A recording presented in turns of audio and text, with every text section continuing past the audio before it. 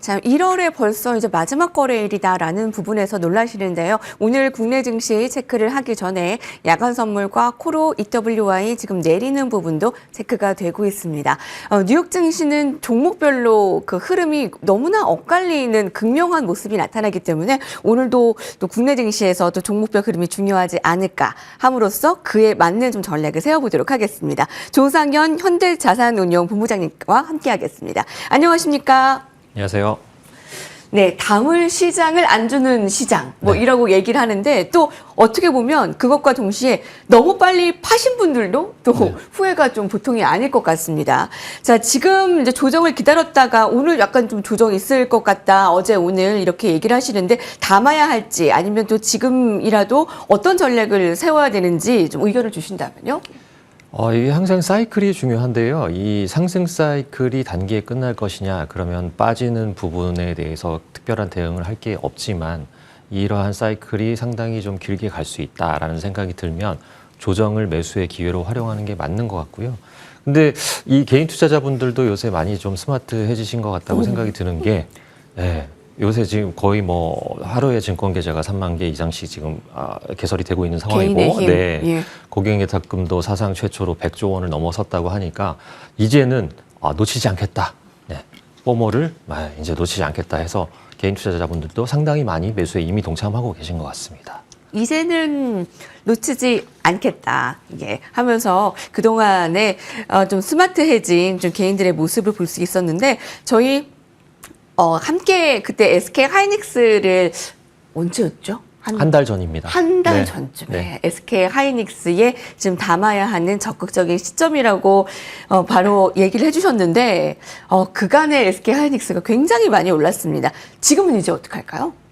이게 지금 제가 어제 사실 실적 발표가 나왔는데 제가 생각했던 것보다 더 잘 나온 것 같아요. 그리고 이게 생각보다 굉장히 메모리 업황이 호황이 강하구나라는 지금 그런 사이클에 돌입했고, 다시 말씀드리지만 메모리를 공급할 수 있는 업체는 제한적입니다. 글로벌리 3군데 정도밖에 없고, 그런 거에 비해서 그쪽을 수요로 하고 있는 수요처는 지금 굉장히 많이 늘어나고 물량도 지금 굉장히 부족한 상황이기 때문에 이 사이클이 상당히 좀 오랜 기간 지속이 될 수 있는 가능성이 점점 높아지고 있는 것 같고요. 그렇게 보면 이익 추정치는 계속해서 상향이 될 것 같습니다. 최소한 상반기까지는 이익 모멘텀이 굉장히 강하게 나올 수 있는 구간이다라고 보여지고요. 국내 증권사들도 이제 어제 실적 발표를 이후로 올해 추정치, 내년 추정치, 그리고 목표 주가를 계속해서 올리고 있는 상황이기 때문에 지금은 그냥 누리시면 된다라고 좀 말씀을 드리고 싶습니다. 네, 지금은 그냥 누리면 된다.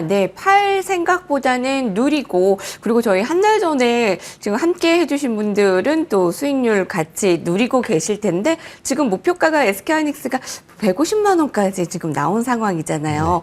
어디까지 좀 바라보시는지 여쭤봐도 될까요? 150만 원이면 시가총액으로 한 1,200조, 1,300조 원 정도인데요. 최태원 회장이 얘기를 하셨지만 우리는 장기적으로 2,000조 원의 기업 가치를 갖고 있다. 가질 걸로 본다라고 얘기를 하셨고 2030년까지 700조 원을 목표로 한다. 그렇게 말씀하셨는데 사실 700조는 올해 훌쩍 넘어갈 것 같아요, 이미. 이익 추정치가 상상을 뛰어넘는 그런 수치네요. 지금 150만 원 기준으로 이익 추정치 나온 그 증권사는 올해 연간 영업이익을 한 150조 정도 추정하고 있는 거거든요. 근데 지금 가장 최소치의 이 밴드를 보더라도 최소 100조 원 이상, 많이 보는 데는 150조 원까지 지금 보고 있는 상황이기 때문에 그러면 150만 원 기업 가치 1,200조 원은 숫자적으로 충분히 설명이 가능한 부분이다. 라고 좀 말씀을 드릴 수 있을 것 같아요. 더구나 비교할 수 있는 TSMC나 아니면 뭐 마이크론 테크놀로지 이런 기업들의 어떤 밸류에이션과 비교를 해봐도 한국 증시가 맨날 저평가돼 있다고 얘기를 하는데 사실 시장 전체로 보면 저평가가 아니라고 저는 좀 생각을 하지만 이렇게 경쟁력 있는 특수한 기업들을 보면 해외 기업 대비 확실히 저평가는 맞다라는 걸 좀 말씀을 드리고 싶습니다. 반도체에 그 발을 담그실 분들은 지금이라도 투톱을 담는 게 맞을 것인가? 아니면 반도체도 투톱 대비 또 나는 강한 소부장 쪽에 SK하이닉스와 삼성전자 동시에 누릴 수 있는 소부장 쪽의 낙수 효과를 누리는 게 낫겠다. 어느 쪽을 더 보세요? 저는 사실 둘 다 좋게 봐요. 그 이유가 일단 좀 약간 결이 다릅니다. 반도체 투톱은 온전히 업황과 숫자로 지금 증명이 되면서 주가가 올라가는 부분이 있다고 하면 소부장은 사실 반도체 투톱의 투자 사이클이 투자 규모가 과거 대비해서는 조금 줄어든 게 사실이에요. 레벨 다운됐고 제한적으로 투자를 하다 보니까 과거처럼 소부장으로 낙수 효과가 크게 나오고 있지 않은 상황인데 물론 어제 실적 발표에서 투자를 늘리겠다고 발표를 했습니다만 근데 이제 소부장 같은 경우에는 대부분의 기업들이 코스닥에 포함되어 있고 심지어 코스닥 150 내에 포함되어 있는 소부장이 굉장히 많습니다. 굉장히 운이 좋은 게 코스닥 사이클, 즉 코스닥을 활성화하기 위해서 지금 정부에서 굉장히 드라이브를 걸고 있는 상황인데 네. 그런 부분들에 오히려 정책 낙수 효과를 누릴 수 있는 부분이 소부장이다. 네. 게다가 반도체 전방 산업인 반도체 업황이 굉장히 좋으니 전방의 반도체 업황의 수요와 그다음에 정책 효과로 인한 코스닥의 어떤 드라이브, 이 유동성까지 맞물리면서 소부장도 역시 좋을 가능성이 높다라고 좀 말씀을 드리고 싶습니다. 네. 놓칠 수 없겠네요. 그럼 두 가지 쪽 모두 다 가지고 가는 게 좋겠네요. 네, 그게 좋을 네. 것 같습니다. 네, 총체적인 반도체 업황 또 더하기 정책 효과를 낙수 효과로 누릴 수 있는 반도체 소부장까지 모두 다 가지고 가는 그런 전략으로 생각하시면 되겠습니다.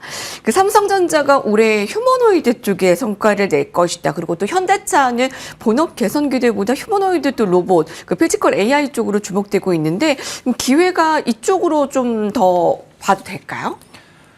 일단 지난주 이번 주죠. 그 테슬라가 전기차 모델 X, Y 일부 공장 라인들을 옵티머스 생산 라인으로 전환을 하겠다라고 발표를 했었고 이게 시사하는 바는 사실 테슬라도 단순한 EV 전기차로서의 어떤 사업의 어떤 성장을 기대하기보다는 휴머노이드 로봇 쪽에 좀 방점을 두고 있는 상황인 것 같습니다. 다행히 현대차가 CES에서 발표한 아틀라스가 테슬라에 대항할 수 있을 정도의 상당한 기술적 경쟁력을 좀 확보한 걸로 보여진다라는 판단하에 현대차 주가도 단기간 급등을 많이 한 상황인데 현대차 입장에서 봤을 때도 그럴 것 같습니다. 본업인 자동차의 어떤 성장성 그다음에 시장 규모의 확대를 계속적으로 좀 보면서 어떤 대응을 하기보다는 지금 아틀라스를 통한 휴머노이드 진출하는 게 현대차의 장기적인 기업 가치를 제고하는 데 훨씬 더 도움이 될 것이다 라고 정의선 회장도 판단을 하신 것 같고요.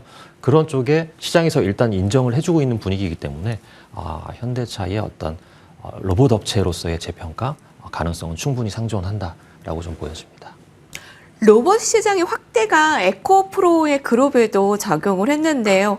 그 이재명 정부의 그 증시 활성화의 모토가 저평가의 재평가이잖아요. 네. 그럼 2차 전지도 그 저평가의 재평가에 같이 영향을 긍정적으로 맡아볼 수 있을까? 사실 어제 에코프로비움 시총 1위 탈환한 것 보고 이제 2차 전지 가는 건가라는 질문에 대해서 어떻게 볼 수 있을까요?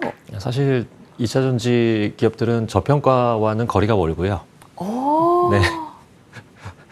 왜 저평가라고 하면 벌고 있는 어떤 이익 대비 기업 가치가 좀 상당히 저렴한 것 같다라고 하는 게 저평가인데 2차 전지 업체들은 그런 것과는 좀 별개이고 네.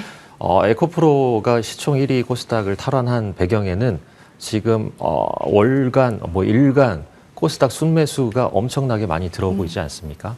사실 유동성, 수급에 의한 힘이 크다 라고 보여지고 수급이 들어올 때 이제 내러티브가 작동하면서 수급이 몰리게 돼 있는데 마침 2차 전지는 적자를 기록하고 있는 상황이긴 하지만 휴머노이드 로봇에 탑재될 수 있다. 그리고 또 하나 중요한 게 전기차는 캐즘에 빠져 있지만 데이터 센터향 ESS 시장이 굉장히 크게 확대가 돼서 전기차 배터리의 수요 감소분을 충분히 상쇄할 수 있을 것이다. 오히려 ESS 쪽이 커지면서 2차 전지 업체들은 턴어라운드 할 수 있고 게다가 로봇의 탑재까지 되면 전기차는 이제 필요 없다. 네, 그런 논리가 작동을 하면서 코스닥의 수급이 굉장히 많이 쏠렸다라고 좀 보시면 될 것 같습니다. 예. 조상현 현대자산운용 본부장님과 함께했고요. 네, 더 듣고 싶은데 여기까지 함께해야 될 것 같네요. 감사합니다. 네, 고맙습니다.